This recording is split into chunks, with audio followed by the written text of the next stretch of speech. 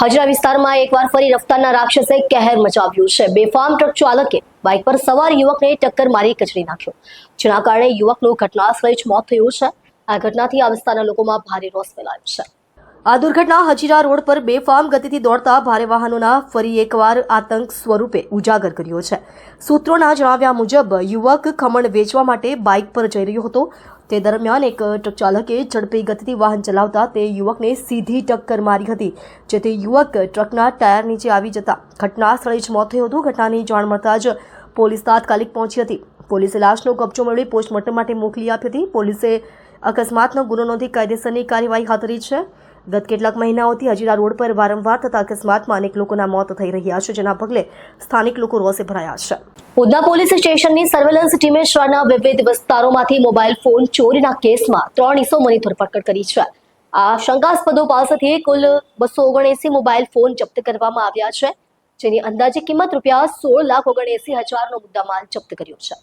Udhna police inspector SN Desai અને police inspector JS જામરેના માર્ગદર્શન હેઠળ PSI MK ઈશરાણી અને PSI BK વાઘેલાના નેતૃત્વમાં સર્વેલન્સ ટીમ પેટ્રોલિંગ કરી હતી। તે દરમિયાન પોલીસ કોન્સ્ટેબલ વિશાલકુમાર રામજીભાઈ, હૈદર અલી, આલમ અલી અને રાહુલભાઈ જીવરાજભાઈને મળેલી સંયુક્ત માહિતીના આધારે ઉધના ખત્રીનગર પાસે આવેલા પુલ નીચેથી 2 શંકાસ્પદોને પકડવામાં આવ્યા હતા। ધરપકડ કરાયેલા આરોપીઓની ઓળખ રવિ રૂમાલભાઈ રાજનટ અને સંતોષ ઉર્ફે લંગડા બાબુભાઈ ગાયકવાડ તરીકે થઈ છે। તેમની પાસેથી 15 મોબાઈલ ફોન જપ્ત કરાયા હતા। પોલીસ દ્વારા કરાયેલી વધુ પૂછપરછ દરમિયાન જાણવા મળ્યું હતું કે તેઓ બીજા એક શંકાસ્પદને મોબાઈલ ફોન વેચવા માટે મળ્યા હતા।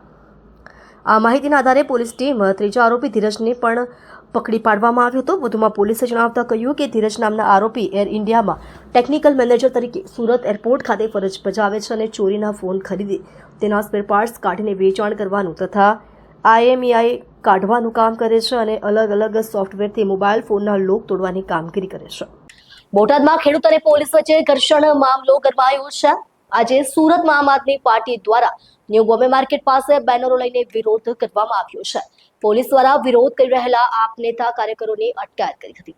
સુરતમાં આમ આદમી પાર્ટીના કાર્યકરોએ આજે બોટાદમાં બનેલી ઘટનાને પગલે કાળો દિવસ જાહેર કરીને વિરોધ પ્રદર્શન કાર્યક્રમ રાખ્યો છે। આ વિરોધ બોટાદમાં ખેડૂતો અને પોલીસ વચ્ચે ઘર્ષણની ઘટનાને લઈને યોજ્યો છે। શહેરના ન્યૂ બોમ્બે માર્કેટ વિસ્તારમાં આમ આદમી પાર્ટીના કાર્યકરોએ સૂત્રોચ્ચાર અને બેનરો સાથે વિરોધ પ્રદર્શન કર્યું હતું। આ દરમિયાન પોલીસે વિરોધ કરી રહેલા પાર્ટીના નેતાઓ અને કાર્યકરોને અટકાયતમાં લીધા હતા। આમ આદમી પાર્ટી દ્વારા આજે સમગ્ર ગુજરાતમાં કાળો દિવસ જાહેર કરાયો હતો, જેના અંતર્ગત વિવિધ શહેરોમાં પક્ષના કાર્યકરોએ વિરોધ પ્રદર્શનો આયોજિત કર્યા હતા। ગોળાઓ છોડવામાં આવ્યા। આ ભારતીય જનતા પાર્ટીને સરકારને આમ આદમી પાર્ટી કહેવા માંગે છે કે શું આ ખેડૂતો આતંકવાદી છે? શા માટે ખેડૂતો સાથે આવો અન્યાય થાય છે? વર્ષોથી ભાજપના શાસનમાં ખેડૂતો સાથે અન્યાય થઈ રહ્યો છે। આ ખેડૂતોના સમર્થનમાં આમ આદમી પાર્ટી સમગ્ર ગુજરાતની અંદર ખેડૂતોના સમર્થનમાં આજે કાળો દિવસ ઉજવી રહી છે અને આ કાળી ભાજપા સરકાર આ કાળા અંગ્રેજોનો વિરોધ કરી રહી છે।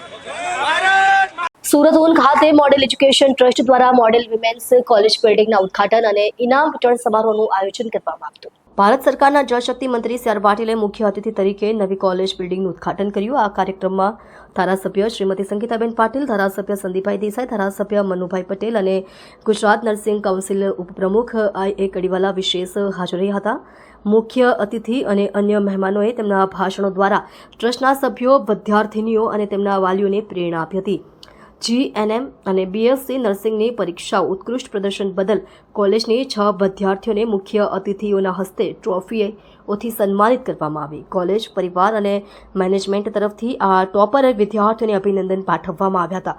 ઉલ્લેખનીય છે કે મોડેલ વિમેન્સ કોલેજ માત્ર બહેનો માટેની સંસ્થા તરીકે મહિલા સશક્તિકરણના ધ્યેય સાથે કાર્યરત છે અને ભવિષ્યમાં શૈક્ષણિક ક્ષેત્રે નવી ઊંચાઈઓ સ્પર્શશે એવી આશા વ્યક્ત કરવામાં આવી। ભારત વિકાસ સપ્તાહ 2025ની ઉજવણી અંતર્ગત સુરત શહેરના વરાછા બીચ રોડમાં આવેલી તમામ હોમગાર્ડ્સ યુનિટ્સ ખાતે પ્રતિજ્ઞા કાર્યક્રમનું આયોજન કરવામાં આવ્યું હતું। જિલ્લા કમાન્ડન્ટ ડોક્ટર પ્રફુલ્લ શિરોયાના માર્ગદર્શન હેઠળ યોજાયેલા કાર્યક્રમમાં હોમગાર્ડ્સના અધિકારીઓ અને સભ્યોએ રાષ્ટ્રના પ્રત્યે દેશભક્તિ અને સમર્પણની ભાવના દર્શાવતી પ્રતિજ્ઞા લીધી હતી। વરાછા વિસ્તારમાં હોમગાર્ડ યુનિટ દ્વારા ભારત વિકાસ સપ્તાહ પ્રતિજ્ઞા કાર્યક્રમનું આયોજન કરાયું છે। કાર્યક્રમની મુખ્ય અગત્યની વ્યક્તિઓમાં ઓફિસર કમાન્ડિંગ વિજય રાઠોડ, કંપની કમાન્ડર જે.આર. રામ અને પ્લાટૂન કમાન્ડર રાજેશ દુધાત ઉપસ્થિત રહ્યા હતા. તેમની હાજરીમાં તમામ અધિકારીઓ, એનસીઓ તથા હોમગાર્ડ સભ્યોએ સમૂહ રીતે પ્રતિજ્ઞા લીધી હતી. પ્રતિજ્ઞાનું વાંચન હિરપરા દ્વારા કરવામાં આવ્યું હતું. પ્રતિજ્ઞામાં તમામે ભારતના સંવિધાનમાં ન્યાય, સ્વતંત્રતા, સમાનતા અને ભાઈચારાના આદર્શોને જીવનમાં ઉતારવાનું, દેશની એકતા અને અખંડિતતા જાળવવા પ્રતિબદ્ધ રહેવાનું, દેશની સુરક્ષા, સ્વાભિમાન, સ્વતંત્રતા અને વિકાસ માટે સમર્પિત રહેવાનું વચન લીધું. આ ઉપરાંત દેશપ્રેમ, સત્યનિષ્ઠા, કાયદાનું પાલન અને સમર્પણની ભાવના જાળવવી તેમજ તમામ ધર્મો, ભાષાઓ અને સંસ્કૃતિઓનો આદર કરવો અને દેશના સર્વાંગી વિકાસ માટે પ્રયત્નશીલ રહેવાની પ્રતિજ્ઞા પણ કરી. સુરતમાં ઇમરજન્સી બ્લડ ગ્રુપ દ્વારા રક્તદાન કેમ્પ યોજાયો છે. આ રક્તદાન કેમ્પ ઘાસીપુરા વિસ્તારમાં આયોજિત કરાયો હતો. રક્તદાન કેમ્પમાં મોટી સંખ્યામાં લોકો રક્ત આપી કેમ્પને સફળ બનાવ્યું અને કુલ 101 યુનિટ રક્ત એકત્રિત કરવામાં આવ્યું. ઘાસીપુરા વિસ્તારમાં ઇમરજન્સી બ્લડ ગ્રુપ સંસ્થા તરફથી રવિવારે એક રક્તદાન શિબિરનું આયોજન કરવામાં આવ્યું હતું. આ શિબિરમાં શહેરના લોકોએ મોટી સંખ્યામાં ઉપસ્થિત રહીને સ્વૈચ્છિક રક્ત આપી શિબિરને સફળ બનાવ્યું હતું. શિબિર દરમિયાન રક્તદાનમાં રૂચિ ધરાવનારા સ્વયંસેવકોની લાંબી લાઈન લાગી હતી. લોકોના જોશભર્યા સહયોગથી આ શિબિરમાં કુલ 101 યુનિટ રક્ત એકત્ર કરવામાં આવ્યું, જે રક્તની કમીનો સામનો કરતી રક્ત બેંકો માટે મહત્વપૂર્ણ સંચય સાબિત થશે. આ રક્તદાન શિબિરમાં શહેરની વિવિધ સામાજિક સંસ્થાઓ પણ જોડાઈ અને તેમના સભ્યોએ રક્તદાન કરી સામૂહિક જવાબદારીનું ઉત્તમ ઉદાહરણ પ્રસ્થાપિત કર્યું.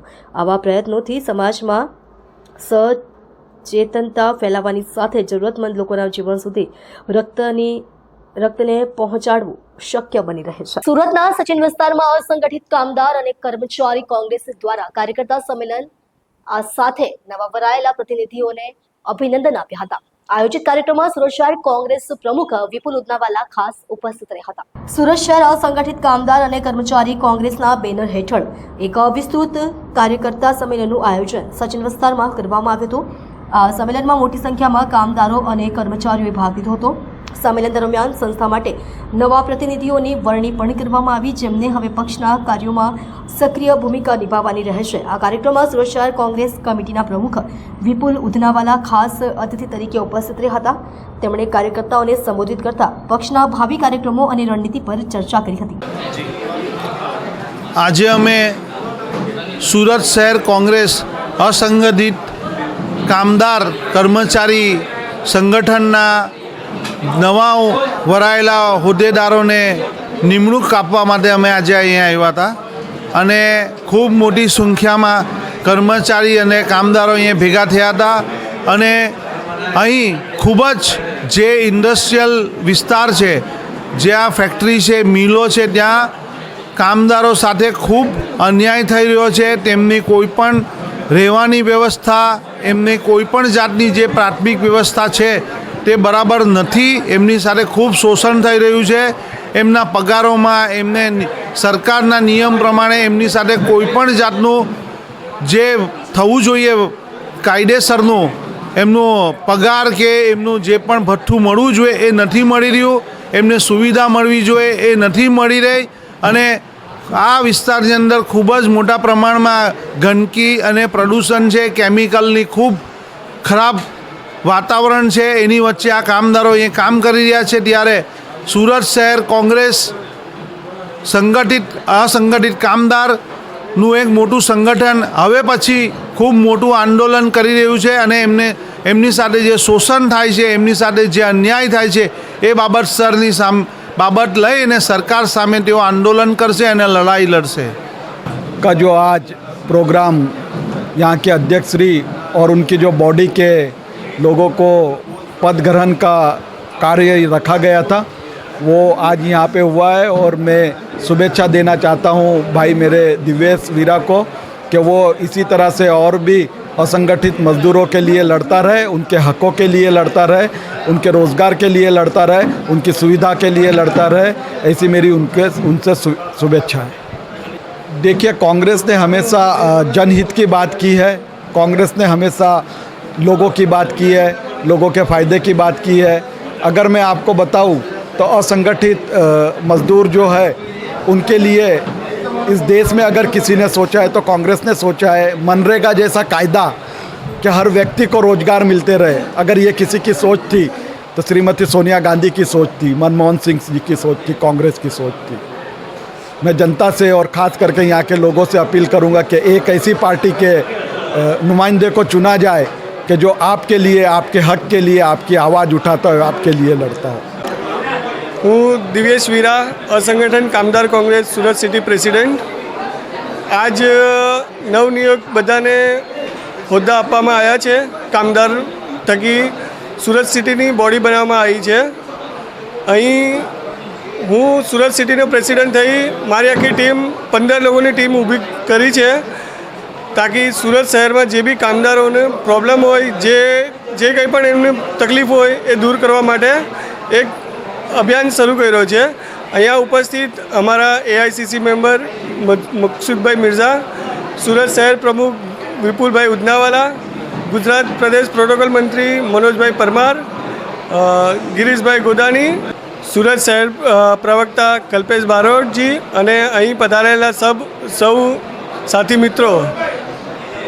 મારી સુરત શહેરને એક અનુરોધ છે કે કામદાર કોંગ્રેસમાં વધુમાં વધુ બધા જોડાઓ અને કામદાર કોંગ્રેસને મજબૂત કરો, તાકી સુરત શહેરને જે બી લાગતા વગરતા જે કંઈ પણ તકલીફ હોય એ અમે સૌ બધા મળીને એમની દૂર કરીશું.